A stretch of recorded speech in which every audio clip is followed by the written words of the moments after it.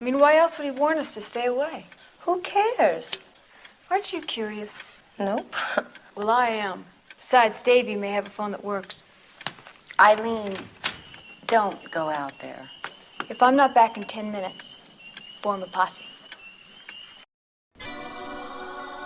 In a world where zombies, ghosts, serial killers, and vampires all exist, it's Nico, Brian, Mike, and Dustin, and they are all that stand between you and the films that could end the world. Welcome to the Don't Go Out There Horror Movie Podcast. Welcome back, everybody, to the Don't Go Out There Horror Movie Review Podcast. Just want to thank all our fans and listeners. I really appreciate all support. You guys are awesome. Before we get into tonight's legendary blood donor review, I just want to give a quick shout out to our website, don'tgoouthere.com. Everything about our podcast is on there. All of our episodes, our interviews, our blog, our store, all of our social media links. We're on Facebook, Twitter, Instagram, YouTube, and TikTok. Go follow us, like us, subscribe us.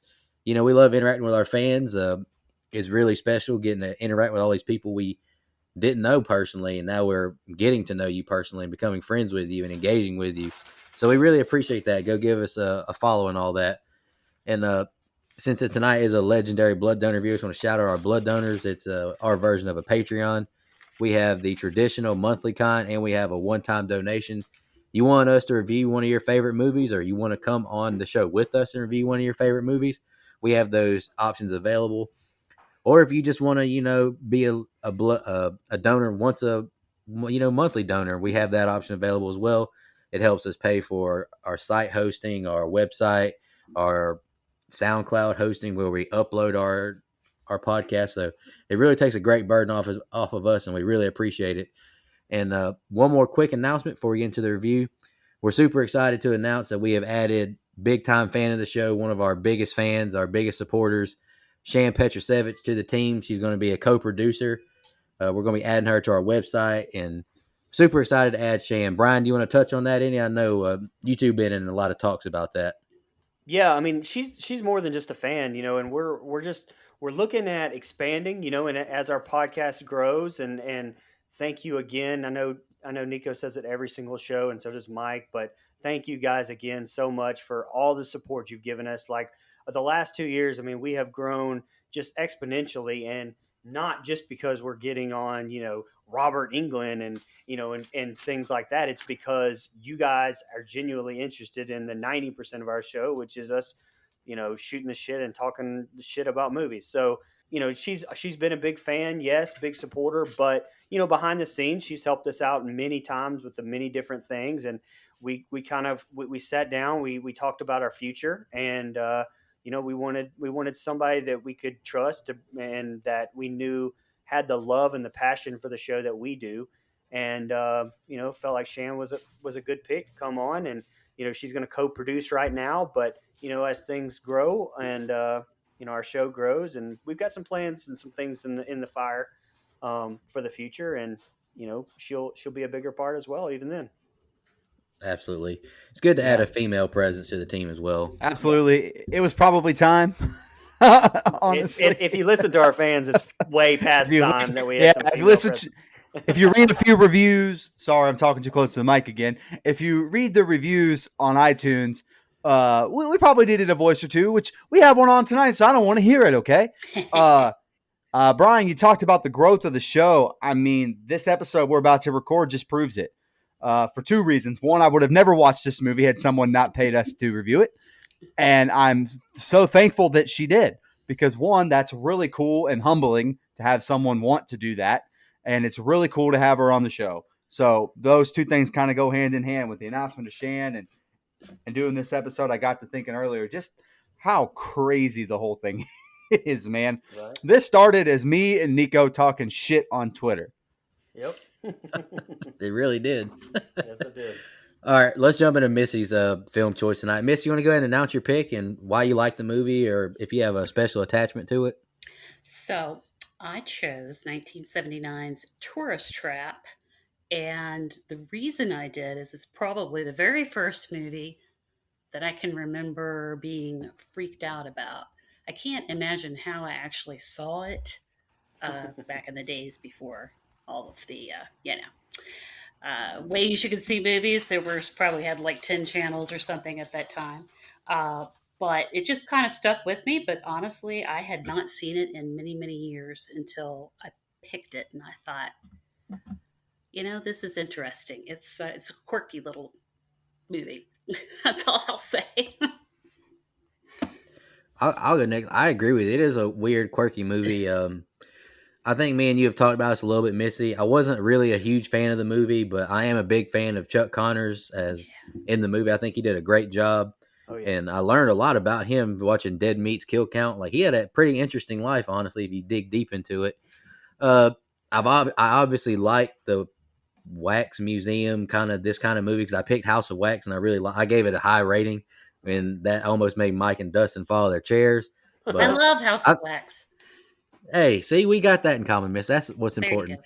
But I feel like the remake or the original. Missy? I'm always an original gal, but I did actually like the remake. It's a nice guilty pleasure. Thank you. Appreciate that. Honestly, I feel like I know me and Mike talked about this as well, but I feel changing like my this is a rating right movie- here. I'm changing my rating for Missy's movie right now. I actually liked it, but I'm not supporting Nico because he never supports me. That's fair. I feel like you could remake this movie maybe nowadays. Me and Mike talked about that a little bit. Maybe just shorten some scenes up, maybe explain a little bit more about the powers, get rid of these super long scenes with this weird music. But I don't know, it did have a nice, like late 70s, early 80s cheese and feel to it. I did like that and appreciate it. But I can't say this is one of my favorites. It's not the worst movie we've ever done, but it's not one of my favorites either. I can respect that. Brian, you want to go next? It's not Thanksgiving, everyone. So. Oh, no. Oh, no. Missy has enough respect for us to not pick Thanksgiving again. But yeah, I'd actually never seen this, obviously, or truthfully even heard of this movie until it was picked for this. Now, I will admit, whenever I saw the whole PG-13 or PG rating, I was like, oh, God. But again, like this was 79, so there was no R rating at this point. We've discussed that many times with Jaws and other movies like that. So all in all, it wasn't totally for me.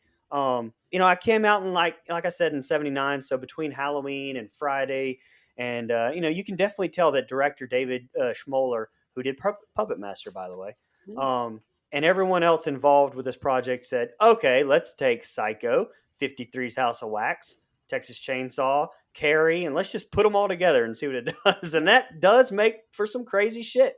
And despite all those elements being taken from other things, I think this is very, very unique. I'll definitely give it that. It's different types of kills for everybody, and look, it's like clowns. Some people are genuinely freaked out about mannequins. The word for that is actually called onomatopoeia. I don't fucking know how you say it. But that's not me. I mean, mannequins don't bother me, but I understand how they definitely do with some people. And the last thing I want to touch on is Tanya Roberts. I know her from that 70s show, The Best. I've never actually personally seen anything else that she's been in, although, I know she was in Charlie's Angels. But little peek behind the curtain, and I think about this sometimes just because it's like, wow. But I was actually in contact with Mrs. Roberts' agent about a year and a half ago. So it would have been 2020 at this point. And about getting her on the show because of her horror background, obviously. And while I was waiting on him to get back to me, he actually responded. We're waiting to kind of try to work out the schedule. I saw in the news that she had passed away. So, that was just over a year ago now at this point of us recording. So rest in peace to her. I just thought I'd share that anyway. She's a Bond girl, You're right. She Yep.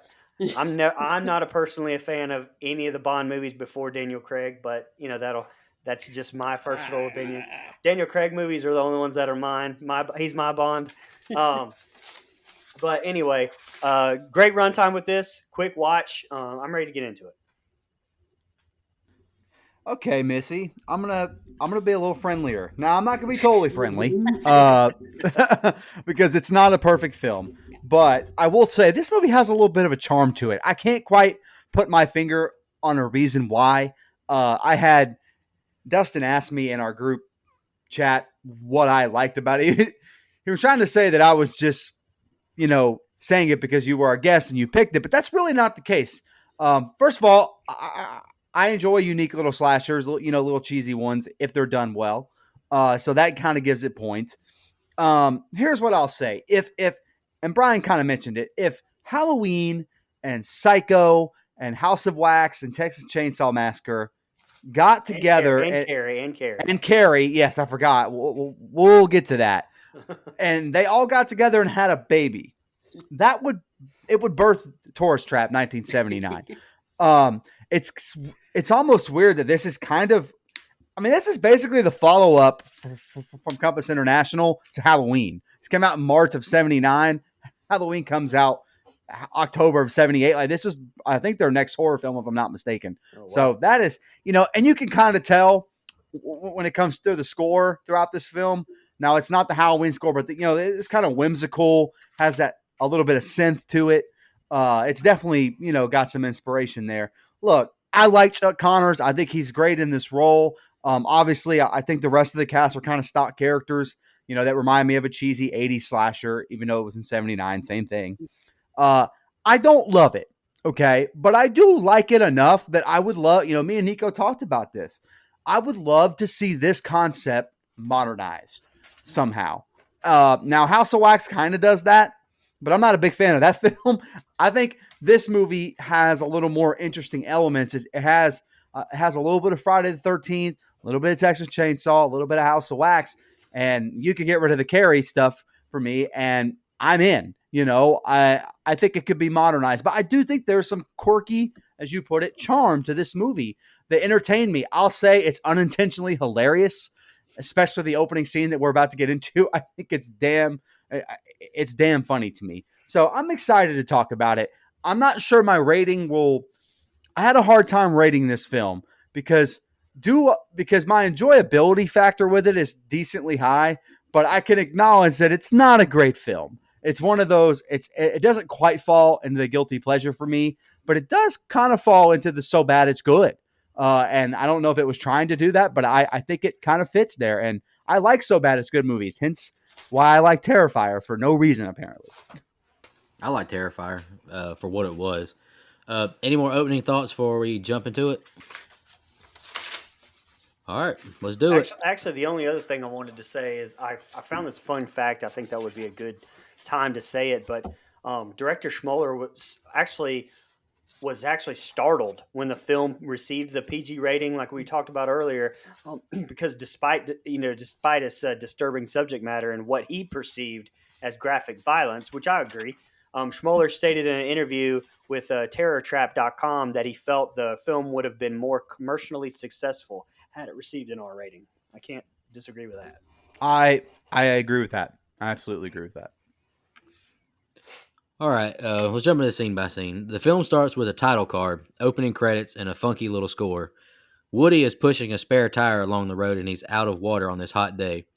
He sees a sign for a gas station ahead. Jerry, Molly, and Becky drive up on Eileen, who is sitting under a sheet by their car. She says she's riding with him next time, and they pity him for walking so far in this heat. Woody walks into the gas station, calling out for service to no answer. He wanders the gas station and makes it to the back. He thinks he sees someone lying down and walks up to them when they don't respond. The mannequin springs up at him, laughing an evil laugh, and the door slams. The windows close and he can't escape.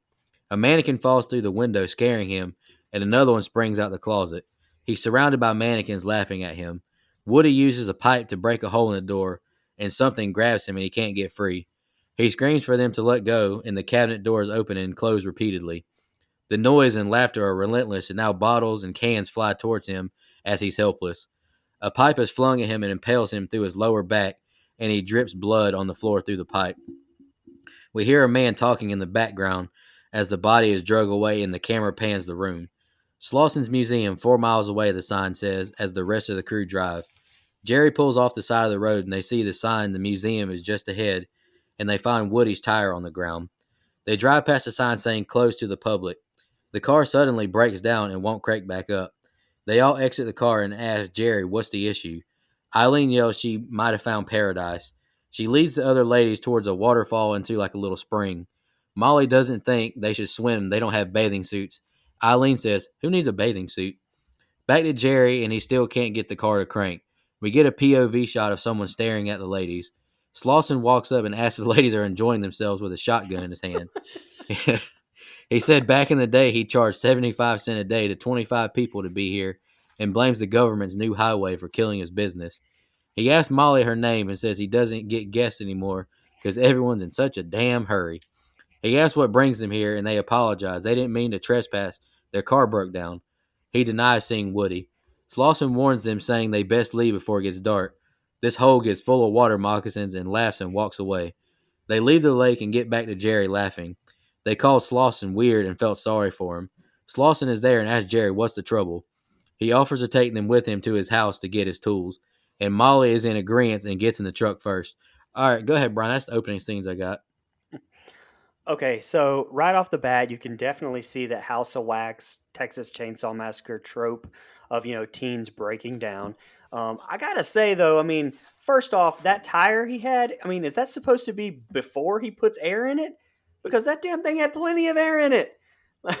And let me just say, those friends that pull up and find out my man Woody is walking, damn, go pick his ass up. Like, at least he won't have to walk back with a bunch of assholes. Yes, what's up, Mike? Brian, when you hear the budget, you're going to realize they probably didn't have enough for more than one set of tires. That's all I'm going to say. I actually have something in here, but let me get that. Go ahead. A few things like the soundtrack. Okay, it's definitely entrenched, and God Almighty, it's loud enough. At least on my TV when I watched it, but that it becomes its own character, its own very loud ass character, and not only this set of scenes, but in a lot of it, and not always in a good way. But Pino Donaggio, he did Grindhouse, Seed of Chucky. He actually charged the studio 1/6 of the movie's entire budget to score this film. I mean, like Mike brought it up. I'm not going to take Money Mike's thunder with the budget, but regardless, that seems like a lot of money. I mean, like a lot of big chunk of the budget anyway. And if that laughing during the set of scenes with Woody sounds familiar, it was actually created for The Lady and the Tramp in 1955 and used prominently at Disney World in It's a Small World.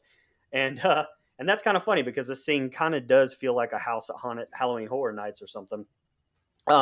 And if you were like me and kind of wondering how they achieved the effects of the shit being thrown at Woody, which I'll be honest, I thought at first was just a shot from the side and someone was just chucking some shit at him. But apparently this is a shot with the cabinet nailed to the ceiling, which seems way harder than it needed to be. But the crew was just on top of the ceiling, like dropping the items straight down. So anyway, I thought that was interesting. And I guess old dude was stabbed with a pipe. Yeah, I think that's what Nico said. I wasn't sure, honestly. But I did like that whole effect with the blood pouring out, basically like silence, there until you hear him being drugged off by Mumble McGee there. But what I don't understand is why is the tire just like on the side of the road when we clearly saw Woody drop it at the gas station, unless that's a different tire, maybe, I don't know. But, it's funny. They were like, fuck old Woody, let's get naked and go skinny dipping. And obviously here, I mean, the script called for nudity, but apparently Schmoller said that he was too embarrassed to bring it up with Tanya Roberts during the acting, during the rehearsals. And so like when they got to the scene, they basically all said no.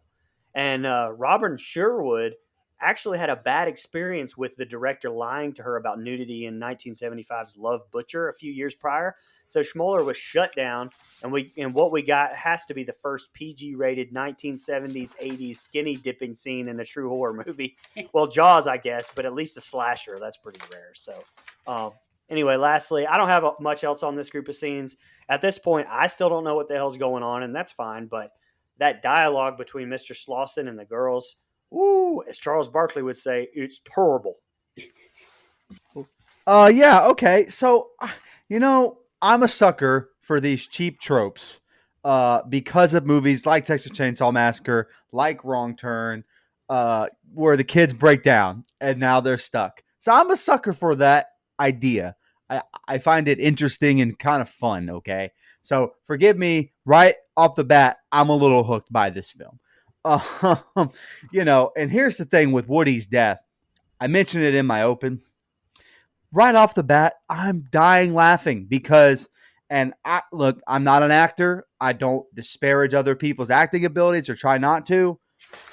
But my man Keith McDermott was terrible in the scene, man. His facial expressions are so bad.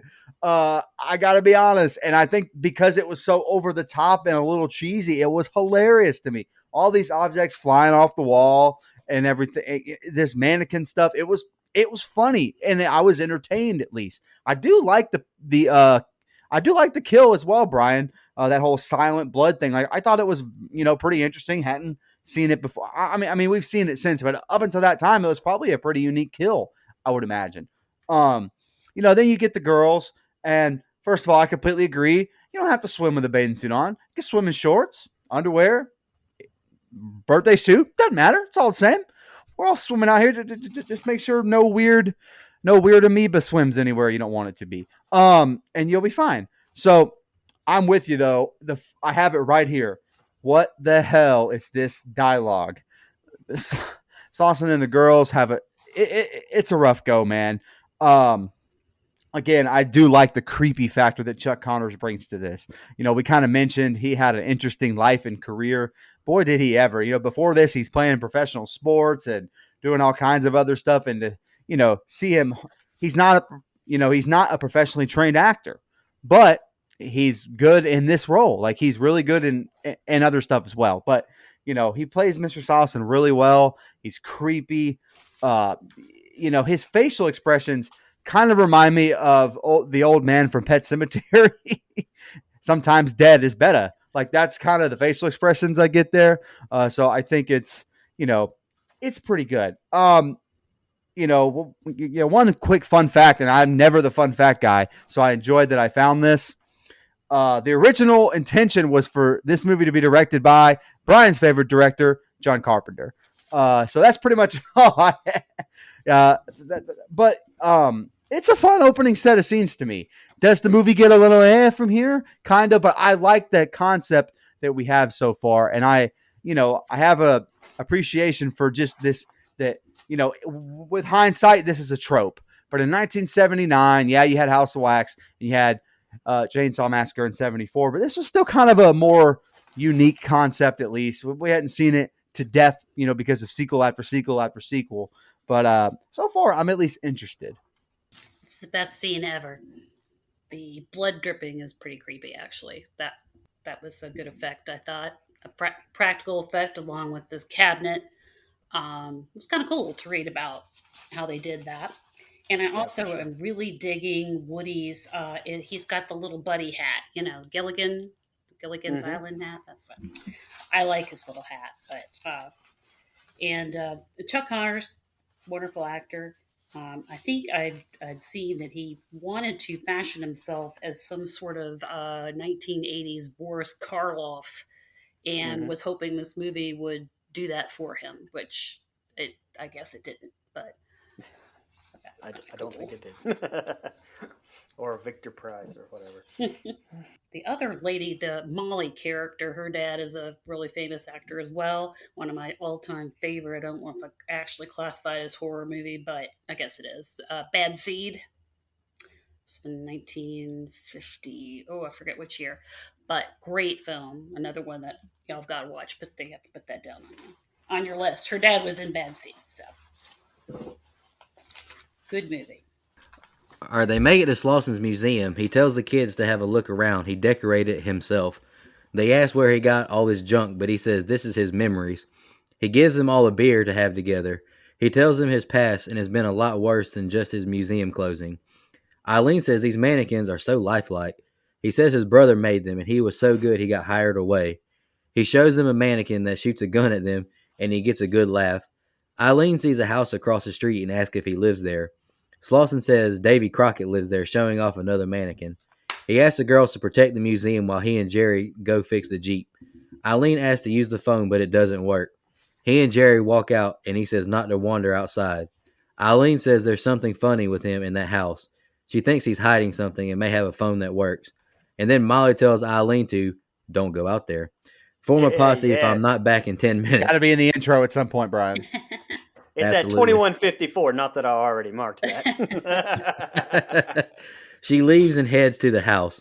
She hears talking on the inside and just walks inside. She sees all the mannequins, then she hears her name whispered. She thinks it's Woody. She goes into another room full of creepy mannequins. The eyes follow her as she walks past them. She looks in the mirror and wraps a scarf around her neck. A creepy looking guy walks in, shattering the mirror, locking the door and sliding a chair under her to sit in. The scarf now begins to choke her as it shatters the jars in the room. Back to Molly and Becky, they find a mannequin that looks like it could touch her, and it feels like flesh. Molly backs away, creeped out. They hear a sound and are scared when Slauson walks in. He tells them Jerry took his truck to town. They couldn't fix the Jeep. He tells them how great his wife was. He says they were going to make this place a nice resort by the spring, but she died so young. Cancer killed her. She died in his arms. He gets very emotional. He stands up and asks where the other girl is. They say she went outside. He walks out furiously and begins to look for her. He looks through a house calling out for Davy. He goes in her room and is shocked when he sees Eileen as a mannequin now. Molly looks through a photo album and she grows suspicious. She says his wife looked just like that mannequin. They walk up to take a closer look. He walks in and says he loved her very much and keep her memory alive forever. He says that's the point of wax museums.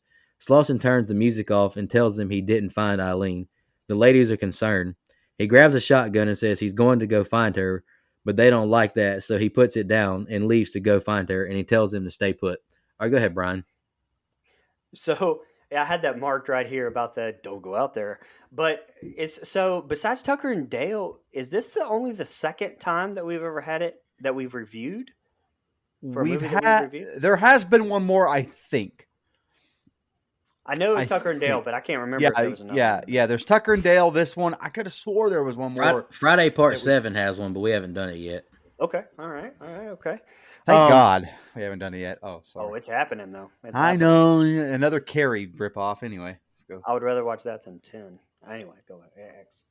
I have to say, after the Eileen death here, that I think I would have liked this more had it just been a killer in the mask like that instead of this whole Carrie. Speaking of Carrie, the whole Carrie supernatural stuff. And apparently, the original script did not have any telekinesis in it either, and the mannequins moved around and killed because they were haunted. Like, I honestly think that I personally would have preferred that, if I'm being honest. Um, a little fun fact about Robert Burns, who handled the art direction and the special effects, he actually came from the original Texas Chainsaw Massacre movie. So definitely obvious why there's some similarities there. And because of that, this Davy killer was actually dubbed Plaster Face by the crew as kind of a nod to Leatherface. And lastly, Eileen's kill, though, one of the worst ones. Just a strangle. But I will shout out Robin Sherwood, her and Tanya being my favorite characters here. And, and she's most famous for being Carol in Death Wish 2. Have you guys ever actually seen any of those Death Wish movies with Charles Bronson? I haven't personally. That's all I had. Okay. So I'm still kind of interested. However, my biggest problem with this film, and sometimes it's okay when a movie does this, but this movie shows its hand right away about who the bad guy's going to end up being. So, part of, in 1979, there's no one's looking for the next big twist in a film. It's just kind of, cut and dry of who the bad guy's going to be. And so in the opening scene, we know the Slauson is probably going to end up being the bad guy here, right? But then they give it this elaborate backstory about his brother and his wife and all this other stuff. And again, hadn't seen this movie until we watched it. To do this, I called it right away. I said, well, that's all going to be bullcrap, And so again, we have the benefit of hindsight, obviously. But it's not that I don't enjoy the story. I just now I want to see how the reveal of Slauson goes. Like, that's what kept my interest through the entire film. And that's not necessarily a bad thing, just a little bit of a nitpick, I think. This Eileen kill is bad, man, but I'm going to tell you, you don't know how much it's taken me to not throw in a bunch of "come on, Eileen" jokes already. So I've been kind of holding them back. I hope Eric's listening so he can be mad about all the puns again. But I'm just saying, Eileen could have gotten away. Come on, Eileen. See how easy that is? Anyway, sorry. Anyone named Eileen is just screwed, man. I do think this live mannequin thing is interesting, which is again why I would like to see it modernized. You don't necessarily get that in House of Wax. They kind of become wax figure statues. But in this one, they move. It's very interesting. Now, my feeling on telekinetic powers. As much as I like the movie Carrie, and I do because Sissy Spacek is awesome. Any other movie that uses it, I don't like it. I think it's bad in Friday Part 7. It's bad in some other things too. So the explanation for all these things moving on their own is telekinesis, brother. Like, I'm just playing all the hits tonight. You're lucky there's not a Call Me Sometime. That's all I had. But I do think this is a fun set of scenes because it is laying some. I guess I just like the movie more than you guys because it's laying some good groundwork. Now, again, this story ends up being fully baloney, and I kind of called that. But I still think this character that Chuck Connors is portraying is at least interesting. I got a kind of a laugh over the scarf because, again, I'm going to go back to my cartoon roots and shows I watched as a kid. Woody's little Gilligan hat and the little red scarf is like Fred from Scooby Doo, his little ascot. She acts like it's like some beautiful. It's like I don't get it, but the fashion most definitely back in. My daughter is a teenager and she watched it with me and she's like, "Oh my god, that outfit those are so cool." Well, you're not wearing anything like that. That's basically what I had to tell her. But anyway, she begs to differ. But I do. One thing I wonder about the film, I get confused, and maybe we can touch on it a little bit later too. Are they mannequins? Or are they wax figures? And then, of course, some of them are most obviously people. Both, I think, yeah. Right, and I guess we're meant to think that they're both. I don't like any one of them. I don't like dummies for sure. So, they really do freak me out. Maybe that's what made me think about this movie when I was younger. But come on, Eileen, I like the '80s reference. That's pretty cool. That's my time, man. Great song, by the way. First of all, Dexy's Midnight Runners. Thank you very much for that awesome song. Yes. Also, Missy, I also don't like wax statues. I've been to the wax museum out in Los Angeles, and it's creepy. That's not fun. It's creepy. You walk by one room, there's Michael Jackson, and in the next room, there's Rihanna, and it's very strange. And there's a Tom Hanks one that talks. It's not for me. Not for me. We went to the Madame Tussauds in New York, and it was they like watch you. It was an odd assortment of people in a room, and I had to have my picture again. '80s reference of the Ronald Reagan wax figure. Otherwise, in that was that bothered me. It just was very unnerving, but people like it for some weird reason. The other thing that made this film made me think about in terms of you're talking about Psycho and Carrie and House of Wax, oddly enough, is the movie Cars, because it really is the same thing. They build another highway. Nobody goes to the Radiator Springs or whatever the heck the name of that town was.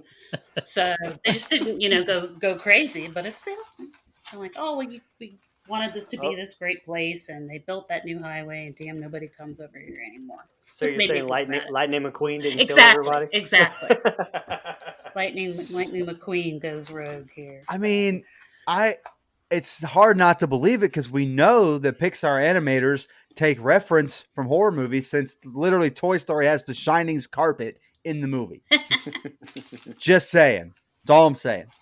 Right now I got to watch Toy Story again. I love that. I don't remember that. I'm going to have to go back and watch that one. Oh, yeah. I'll send a picture. Oh, Mileage Mike going out to Los Angeles. It was when I played college football, you asshole. I went for free. What's actually really funny, and this is going to end up being cut by Brian because it's too long, but no, you don't have to. But the day before we went to the Wax Museum, Justin Timberlake was there scaring people as himself. He acted like a wax statue, and then he'd jump out at people. I was like, I didn't go out there. I'd punch Justin Timberlake in the face. Please do. Yeah. I'm not cutting that. Why would I cut that? I don't know. Because you hate me, brother. It's because you hate me. Now I'm cutting that, but okay. All right. All right. Molly asks Becky not to leave, but she succumbs and goes with her, even though she thinks it's a mistake. They walk to the house, and Becky says that's Eileen's laugh. Molly says Becky is going in alone because she's going back. Becky climbs to the second floor and into a window as Molly walks away. I think she has some skill breaking into people's houses. Oh yeah. Becky makes ghost noises with the flashlight and calls for Eileen as she goes into a dark room. She calls for Woody as well as she shines the light on all these female mannequins. Becky still thinks they're playing a game and she's growing scared. We see Eileen's mannequin appear and call her name quietly and begin to follow her. Becky leaves the room and goes into another room and she thinks she found Eileen. She walks closer and the mannequin spins around, scaring her. She runs away and is tackled by someone with another Eileen look-alike face. The door is shut and locked and she can't escape. The figure causes mannequins to telepathically fall on her. She grabs a mannequin arm and hits it in the head. Becky crawls away, and now naked mannequins rock back and forth, making weird moaning noises, and then fall on her, and some hover her, looking down at her. Becky is carried downstairs by the creepy figure and tied up. He tells the woman bound to the table he brought her a visitor. He asks, "Why don't you like me?" and he exits the basement. Jerry is bound up behind Becky and says that's Slauson's crazy brother. Tina tells them he's going to kill us. He abducted her when she was getting gas on the highway. We're all going to die, she says. We see the brother applying makeup and his top hat as he goes back into the basement. We are going to have a party, he chants, and he asks how's he look. He forces Becky to drink something and splashes it on Jerry. He says he can't get away. Tina refuses the drink and he shoots it. The party's over, he says. It's a shame you have to die. He now binds her head to the table and he tells her she'll die of fright. He applies this white looking plaster on her head and face. As it starts to dry, it burns the skin. He seals her lips and now her eyes. Your world is dark, you'll never see again. It's hard to breathe, but you won't suffocate. Your heart will burst before you lose consciousness. We see Tina squirming until she dies. Tough for Jerry and Becky to watch. He says, now you're one of us too, Tina. Jerry has gotten free and attacks the man, but he does a pitiful job and is quickly overtaken as he's thrown into the wall. He picks Jerry up by the throat and is choked. All right, go ahead, Brian. First off, I did want to compliment the cinematography in this group of scenes. I honestly haven't been very impressed with any of the shots in this movie, really, but up to this point. But the shots of Molly and Becky walking outside, the shots of those two with the house out of focus in the background, definitely vibes of Texas Chainsaw's famous shot there.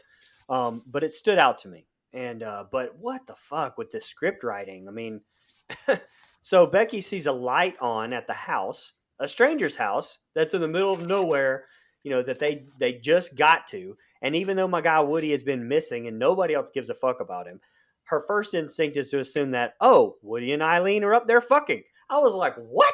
Like, where the hell did that come from? Then their genius idea is to go scare them. Like, I just wanted to point out, by the way, that David Schmoller, Sion Harris, and even Chuck Connors, Mr. Slauson, had writing credits on this, and this is the best that we came up with here. I mean, what? Like, which completely makes this entire scene with Becky just silly, because the whole time I'm like, what the fuck is going on here? I don't even buy a single bit of it. Now look, it is cool with the whole wax museum thing, with them being like stuck forever like that way. I mean, it's the way it's done here, and even with Eileen and that jump scare, this whole sequence is pretty awful, especially with this like Disney movie soundtrack we have going on here.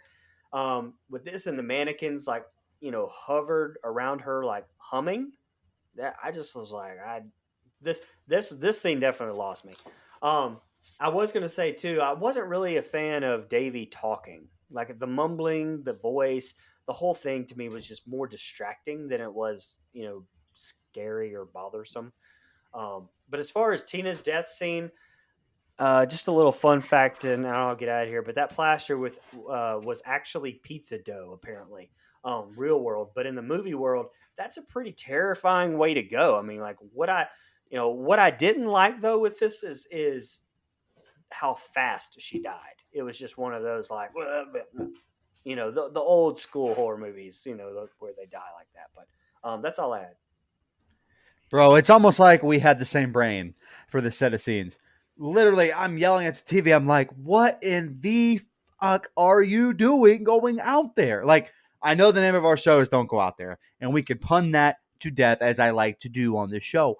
However, man, they go out looking around, and Brian's right. The actual script here doesn't make a whole lot of sense because this, since Woody's death, we haven't even heard about him, heard from him, seen him, anything. And all of a sudden, they're thinking they're all fucking, like, I don't know, be a little more concerned than that. And if I did go outside, I would maybe, I don't know, bring some kind of light. It's not like it's 1779. It's 1979. They have lanterns and shit and flashlights. I mean, come on. Anyway, I'm just saying anyway, it drove me nuts too, man. Um, and this scene it's not, to me, it's not awful. It's just weird. All the mannequin, the different wax figures and mannequins kind of hovering or, floating or, whatever you call that. I just found it to be a little odd. Not necessarily bad, but it kind of made me go, man, you had me for a little bit there. And the movie really did have me. But this part of this set of scenes kind of took me out of it a little bit.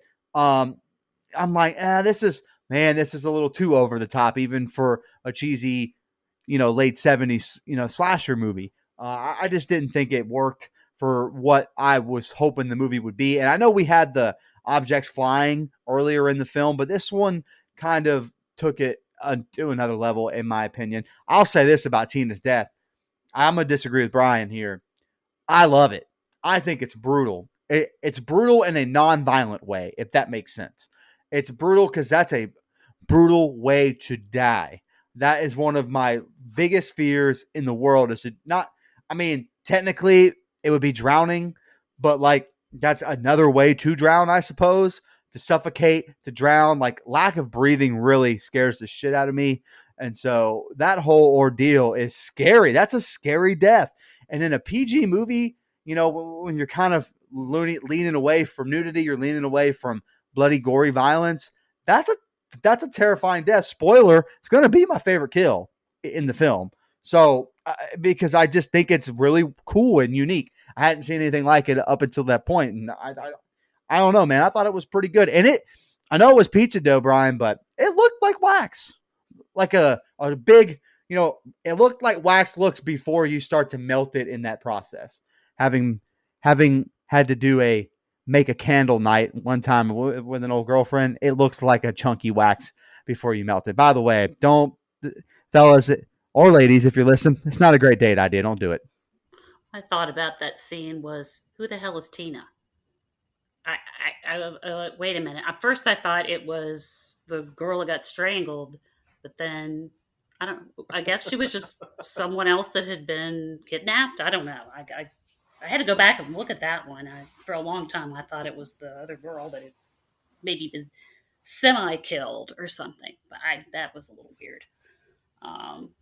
And Jerry is just a wimp with his little leather, or not leather, the denim get up with his vest and all that.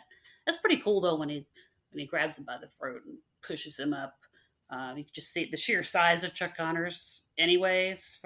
Yes, that was a cool. Yes. Yeah. Yep. Yeah. That was cool. But the mannequins falling and the oohing and eyeing, or the whatever, I don't even know what those noises were, but it was weird. One time, okay, but two times, it's like, how many dummies are falling out of here on her? That part I didn't like at all. It was just too strange. Hey, Nico, before you go, if you were going to kill Tina in a movie, it should have been Tina from Halloween 5. Anyway, continue. Sounds personal, brother. All right. It is personal, brother. Molly is back at the museum pacing around. She turns the music back on and prances around the mannequin that looks like the dead wife. Jerry is bound up again, and we hear the brother talking about how he's going to kill his brother, and he drops a key on the floor. He says he forces me to wear this mask because he's better looking than him. He says he uses the gas station to catch people. Jerry keeps reaching for the key, but it keeps moving away. He jokes that's a fun trick to use. He admits his powers to them as he makes another mask. Molly is back outside looking around, and she hears someone whisper her name. Molly cries out for them to stop messing with her. The brother pops out and holds a skull out that yells at Molly. She takes off running, and he says how pretty she is. Molly climbs over a fence, and she falls over. The brother throws his skull at her, and it screams at her again. She gets up and takes off running. Molly stops in a pool of water, then a snake gets on her. She runs away more into the woods. She sees a truck and flags it down. It's Slauson. She says he's trying to kill me. He tries to calm her down and asks, was it an animal? She says some kind of horrible man. He asks what he looked like. Slauson slams brake when she says he had a mask on. He says that was his brother. Slauson says he used to not hurt anyone. He's his brother. He has to protect him. He asks what mask he had on. A doll face. Tried to look like me when I was a kid. Molly says she doesn't want to go back to the house with him. He's going to turn the radio on to find him. Molly says she's scared and wants to go with him. He gives her the gun to shoot at anyone that may come up. She hears all kind of animal noises and calls for Slauson. Do you hear me? She yells. She panics and screams, and we hear the radio turn on. We see the brother appear behind the truck. She yells for Slauson and finally shoots him. He stands back up and hobbles to her, but she shoots him again. He hits the brother in the face, shattering the mask, and reveals it's actually Slauson. He smiles an evil smile, and she runs back into the woods. She yells for Jerry. She now begins to sink in the mud, and Slauson appears behind her in the water. He strangles her and holds her head under the water. And the next group of scenes, Brian, are the ending. Go ahead. Yeah, so Molly being chased by Davy through the woods, probably one of the most visually interesting parts of the movie. To me, even with the tripping, the walking horror movie tropes, we get that. But this soundtrack that's going on during this wood scene, I told you, is so up and down this movie. Like, but this one sounded like I was watching a Rocky training montage with him and Apollo Creed training on the beach somewhere. Honestly, and I think this is just a transfer issue, I think, but I couldn't really tell what was going on. It was so dark.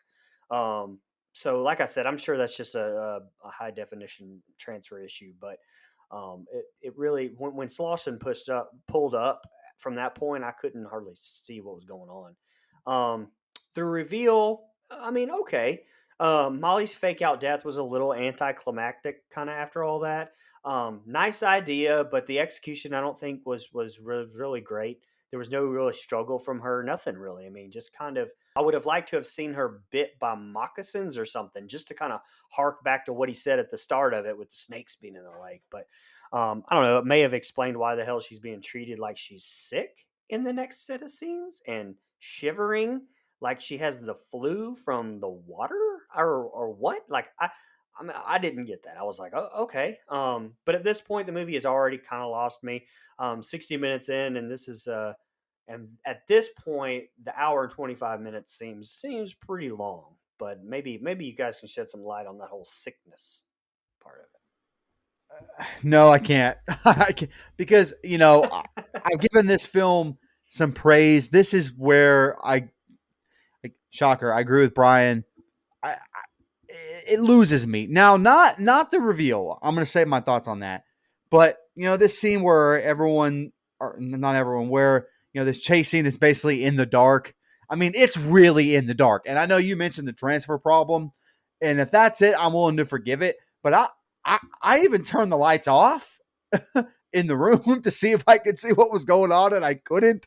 So I'm not really sure what was happening. The score is like, it's not quite whimsical, but it's I don't know how to describe it, but it doesn't fit what's actually happening on screen, or maybe it does because I couldn't see what was going on screen. So I'm not really sure.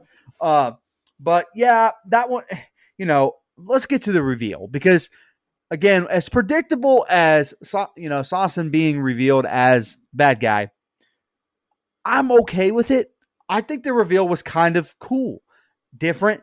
Normally you're kind of waiting on some big setup reveal. When you think about the best horror reveals of all time, you think Billy and Stu, things like that.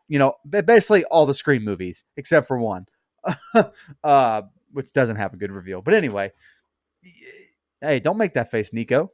All the Scream reveals are great except for one. Anyway, but I actually think it's different because we knew it was coming. It wasn't a matter of if, it was a matter of when.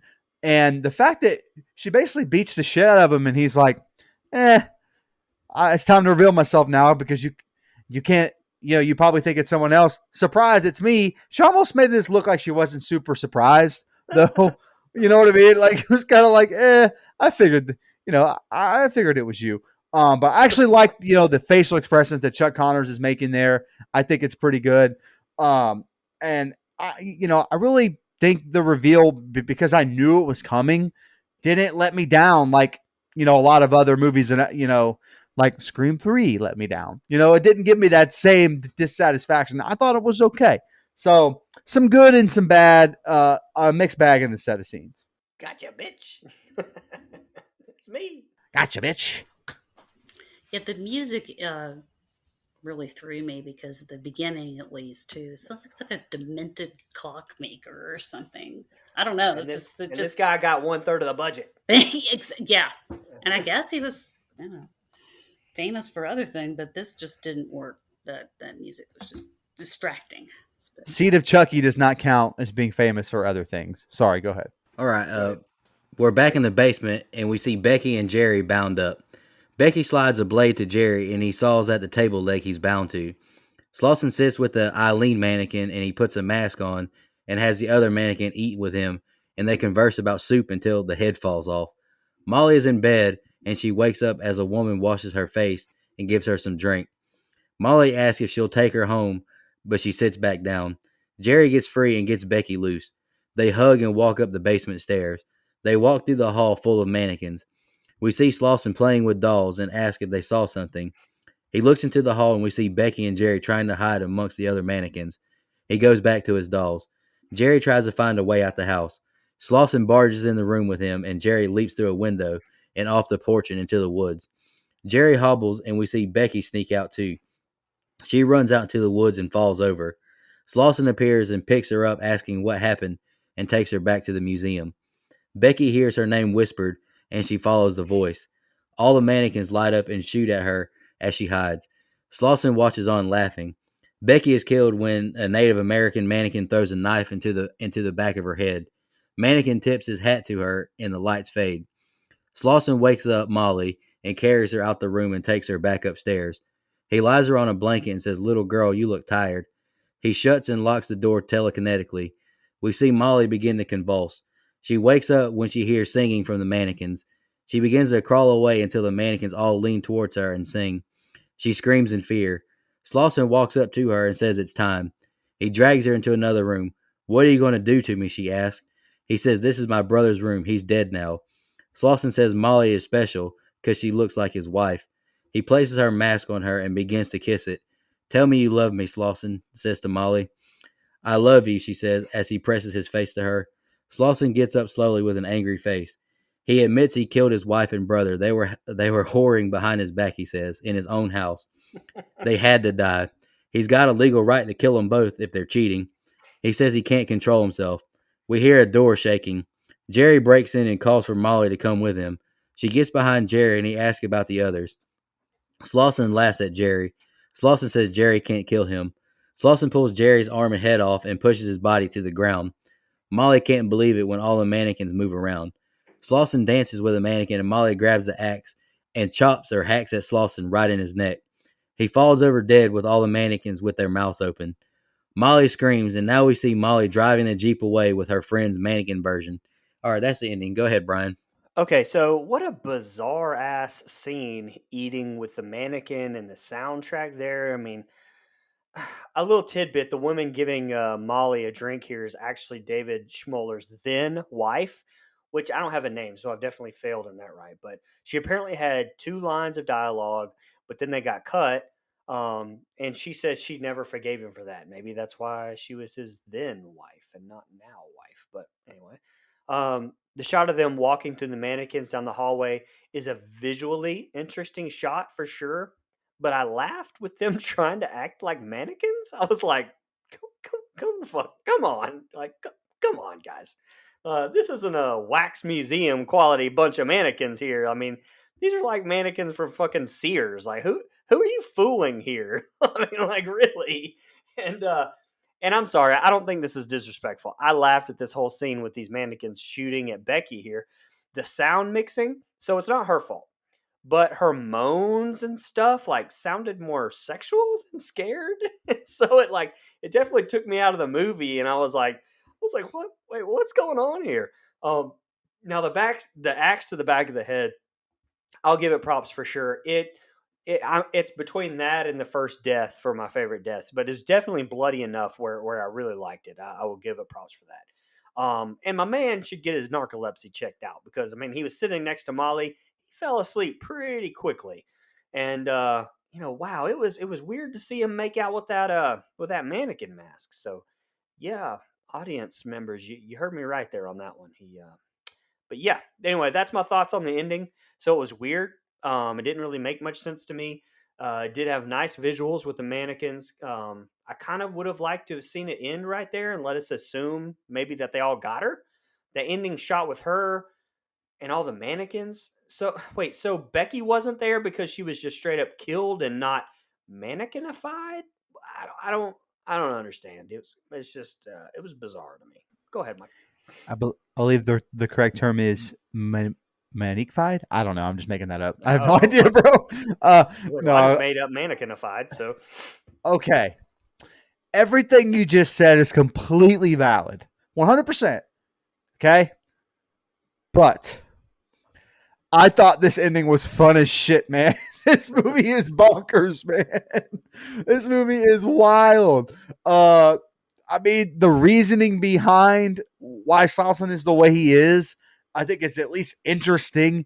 Obviously, you suspected that he killed both of them, but to hear why, I think is a fun little twist that I didn't see coming the first time I saw it. Maybe I have like first time viewer bias or something. Like I'm not really sure, but man, I don't know. I thought the ending was pretty fun. The dinner scene is kind of um, that's one of those scenes that I would love to see updated in a modern film because I think you could make that intense and scary as shit if you wanted to, and it's still pretty freaky.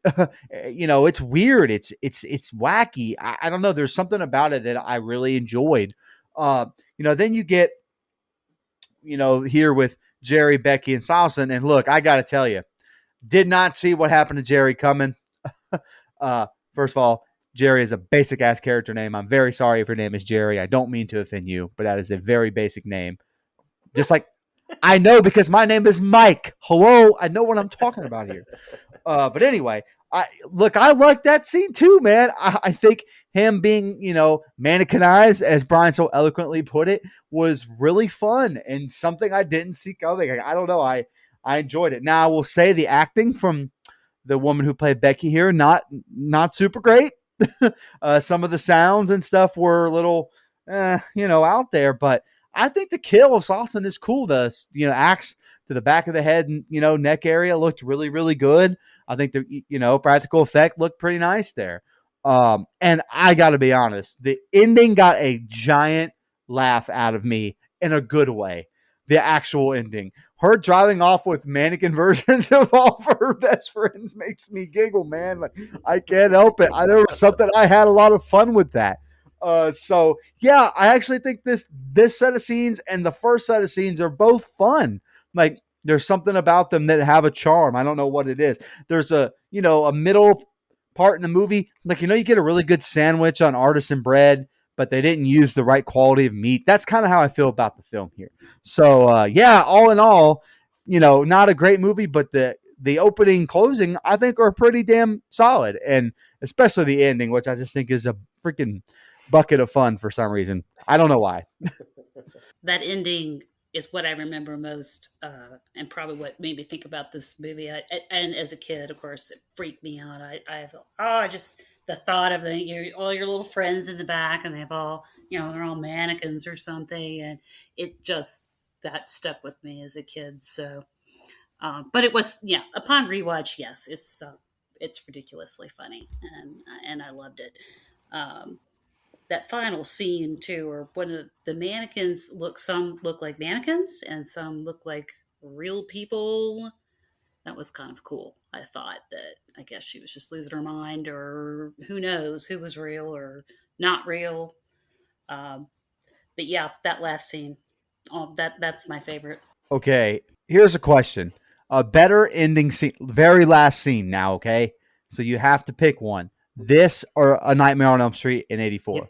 I was thinking about the Nightmare on Elm Street whenever we were talking about this. I guess just crazy ass driving away Yeah. fucking endings. I don't know, but But I was which thinking the one is same thing. which one is visually better? Don't lie because 84 Elm Street's a classic. Don't do that. Oh, the mom mannequin or the mom doll is terrible. Being sucked through. Yeah, that's pretty bad. Yeah, you have to think about it now, don't you? Uh huh. And the car with Freddy's sweater on top. Get out of here. That's not good. Yeah, I don't even think they knew what they were doing with that. Anyway, Any final thoughts on the movie before we just jump into some fan comments and questions? nope. Good. All right, I'm not going to read Kevin Potoff's comment exactly from Facebook. I'll just put it this way, just because he has a special way of leaving comments. He basically said, "Thank goodness for fans because Missy, we were supposed to do your review. I think a couple weeks right after Joe picked Return of the Living Dead." He said, "Thank God for fans picking movies because they actually picked some good ones." So Kevin Potoff is a big fan of your movie choice. Hey, Alex feel one, privileged because he doesn't like any. He like anything we pick. Except Oh, Nico. awesome. no, he liked my movie last night, and that's just Yep. the first of few he's liked. All right, on Instagram, Alex1 commented, "Is this where the name of the podcast came from? If Carrie and House of Wax had a baby, it would be named Tourist Trap. What a wacky movie. It's supposed to be a horror comedy, right? I don't even know, man. And as creepy and folksy as he is, I kind of want Chuck Connors to be my dad and take me to Cracker Barrel." Yeah, I love it. I love it. Hey, get the meatloaf special with 3 sides. Nico, before you go, I just want to say the name of this show, and I think we told the story on our 1-year anniversary. So here's a quick synopsis, really, really quick. The name of this show, I have zero idea where Dustin thought of it. I could not tell you for the life of me how he came up with it, but I pitched the idea to him that because me and him were talking about Friday or Halloween or one of those, and I said, me and Nico are thinking about starting a horror movie podcast. And then the next thing he sends me is a graphic with "Don't Go Out There" that looks like blood. The old logo that we have on the t-shirt at Brian. Don'tGoOutThere.com. Thank you. That's the old logo that he sent me, and I was like, "That's a great name. That has to be the name." I sent it to Nico, and it's been the name ever since. So that's the origin of the name "Don't Go Out There." I have zero idea where he got it from. You'd have to ask Dustin. A lot of this show just felt meant to be, honestly. And the last comment we have is from Elbow.Tyler. He just commented basically the same thing we've all said. House of Wax meets TCM. Yes, please. Such a disturbing and surreal little underrated gem. And then he followed up his comment with saying, "Eileen, don't go out there." And I made sure to tell him that we wrote that down. Oh, yes. Come on, Eileen. Let's do our fun facts now. Missy, do you have any fun facts specifically? I don't have any. All of mine have been said throughout the show. Stephen King really likes the movie. Yeah. Mhm. Yeah. Yeah. I thought that was interesting. I don't know whether I've really read why, but I guess he found it creepy. It is. Who knows why Stephen King likes or does anything? This that is Stephen very King true. does. I was going to say, as smart as he is, and it's not to disparage the good damn name of Tourist Trap, but Stephen King's got weird taste in shit. He likes a lot of out there shit. I mean, look at what he's written. I mean, Yeah, the second part of it's a it's little not, bit out there. I said the second part of it's not super great if you read the whole book. It's a little disturbing. Anyway, Yeah. I've only got 2. Connor's parents in the movie were actually played by director David Schmoller's parents, his real life parents.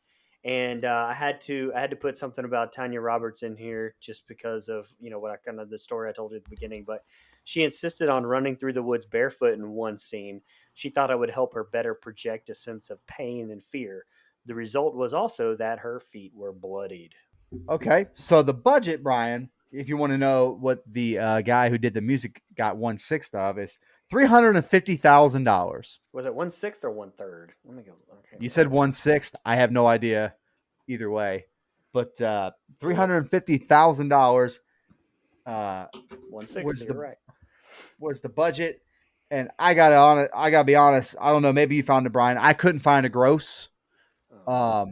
So, but I will say, a fun thing is the movie's had 2 Blu-ray releases, one in 2020, one in 2021, and the one in 2020 has like a VHS style retro cover art on it. It looks like it comes in a VHS thing, and I think that's a pretty cool thing. So much so that I may have to buy it just to say I have it.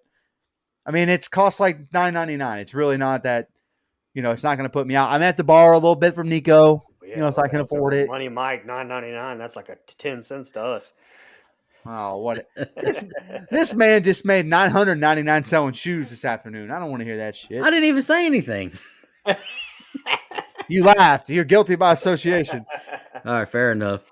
Let's jump into our favorite kill, least favorite kill in the rating. Missy, this was your legendary blood donor pick. Would you like to go first, or you want to go last? Oh, sure, I'll go first. It has to be the first one, Woody.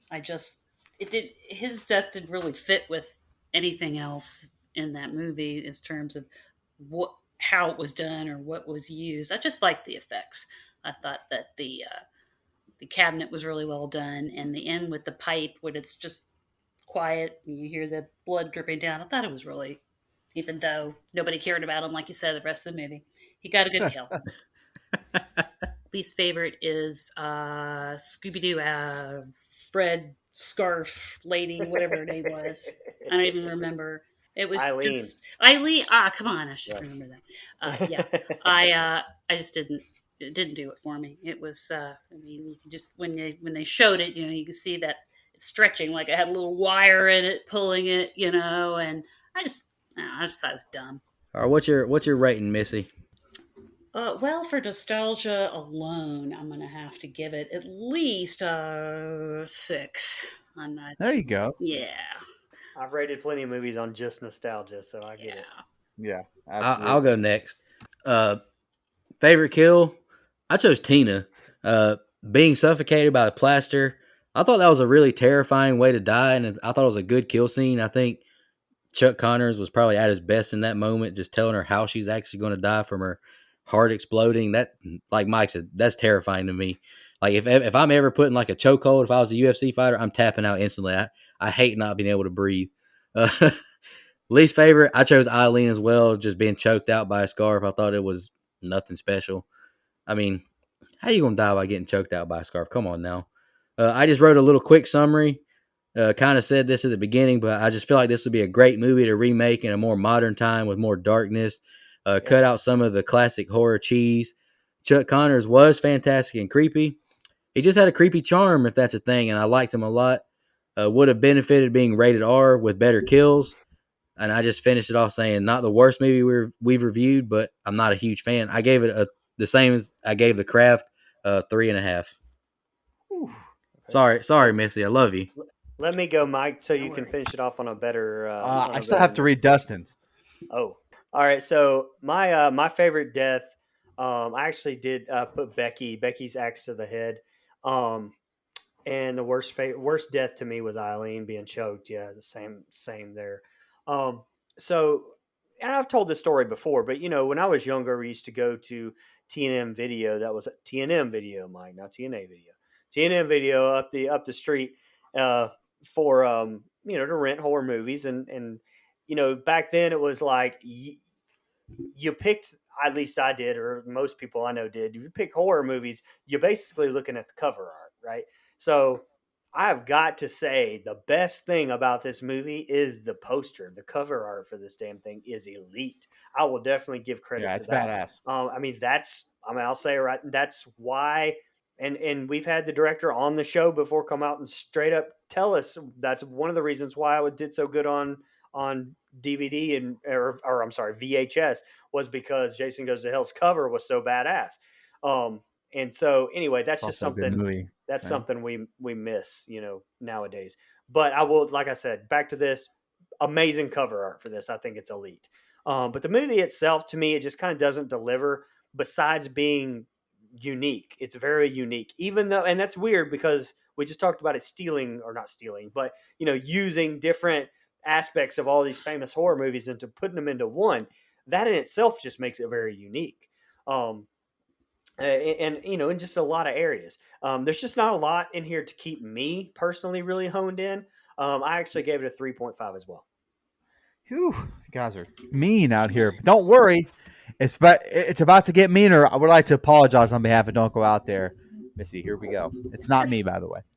Uh, Dustin says, Tourist Trap. I have to say, I did not like this movie. It was a bad clunker. You can attribute a lot of things about older movies to the time period, but this movie came out a year after Halloween, 4 years after Jaws, 5 years after Texas Chainsaw Massacre, not to mention multiple classic Hitchcock movies that are all better movies. He didn't like Psycho, though. Anyway, um, you could point to the budget, but this movie had a bigger budget than Halloween 78 by $25,000. The opening scene went on way too long. The bad score when he's walking his tire down the road is only outdone by the stupid laugh from the mannequins. The twist was fairly easy to predict. There was never an explanation why these things had magical powers. The runtime was encouraging when I saw it, but after pressing play, it felt about 25 minutes too long due to the lack of story development. I just didn't care for it. The only argument I can understand in its favor is either nostalgia or it's so bad it's good. And the argument of I would like to, and to the argument I would like to see this one remade, watch 2005's House of Wax, basically a remake of this and maybe slightly better. Not true. Not true. That is not the case. Don't you? Anyway. Oh, and shout out to Midge from that 70s show. She was the lone bright spot in this movie. What a smoke show. R.I.P. Tanya Roberts. Favorite kill, Woody. At this point, I wasn't sure if the movie had hope or not, so I was at very least intrigued by the telekinetically controlled flying pipe. Least favorite kill, Jerry. What the fuck? This guy can just turn people into mannequins on a whim? What kind of boundaries or limits does his powers have? Jerry's walking 1 minute and the next his arm popped off and then his head. Confusing as fuck. Rating, Dustin gave it a, oh, I'm so sorry, Missy. Dustin gave it a 1.25. But, Ouch. fear not. My turn. I'll end it on a good note. Here we go. So my favorite kill was Tina, which I talked about when we, spoke about that scene. I think it's brutal in a non-violent way, and I really enjoyed it. And it was, again, a scary way to die, and it was actually a pretty terrifying scene to me. That I think if you ever get a remake, don't remove that scene. Just update it a little bit, and bam, there you go. You got a pretty terrifying kill. My least favorite kill is the same as everyone else. It's Eileen. Simple choke. It wasn't done very well. Her hands are in the way. It just wasn't very good. I've kind of said what I need to say. I think it's a fun time. It's not a classic. It's not a great film. It's not Hitchcock or Spielberg or anything like that. But it's a fun film to me. For whatever reason, it's got this cheesy, vibe that I just enjoy. This hokey, just energy to it. I can't really quite put my finger on why I like it. For one, it made me laugh unintentionally, I believe. And when a movie does that, it tends into the so bad it's good direction. And I like a lot of those films if they're done unintentionally. Looking at you, Thanksgiving, which was trying to be bad on purpose. That's not what we do. Anyway, I've kind of touched on it. It has, of course, I'm not from this era, but it does have a little, throwback nostalgia feel to it from that time period. I like some movies from that time period. Everyone knows my favorite horror movie of all time is Halloween 1978. It's got that late 70s, early 80s vibe going on for it. So there's a lot going in its favor. There's some downtime. The runtime is short, but in the middle of the film, it feels a little long. The acting outside of Chuck Connors, who's great, is not very good. I don't think any of the other characters, I had a hard time remembering their names, which I know I do anyway, but specifically this film, it was hard. So all that being said, I gave this movie a 5.5. Thank you. All right. With our 5 rankings, our cumulative score is Oh, no. 3.9.5. Oh, you guys are terrible. You guys are mean. We'll just round it up to 4. But Very generous. But this of is you. what was this is what was interesting to me though on IMDb. It's got a 6.2 out of 10, but less than 10,000 ratings. There's only 9,946 reviews. So I think this movie's just kind of slept on. Oh yeah, there's not. I bet. Like I said, I'd never even heard of this movie until you picked it. Yeah, I hadn't either. Yeah, that's true. I'd never heard of it until that. And I'm glad I'm watching it because I could see myself rewatching it. I really could, just for shits and giggles because it's fun, especially the last 15 minutes. I think it's hilarious. Yeah, and like I said, I mean, I didn't want to hate on the movie just to be mean. It just had some things that if you just tweaked a little bit, I would like it a lot more. Uh, just as an enjoyability thing, just all the excessive laughing at the beginning and the music, just tweak that a little bit, and I'm into it a little more, a lot more, honestly. Uh, Missy, you got any final thoughts? We just want to thank you for coming on the show. You're Yes, thank you, Missy. Thank you're you. I love that you respond to so many of our posts and you're very interactive. Uh, I love that. We love interacting with our fans. We love getting closer to all of you, getting to know each other better because we're all horror family at the end of the day. And Right. even if you like my movie or I don't like your movie, etc., back and forth, at least we get to have a conversation and we are all alike because we have the same interest.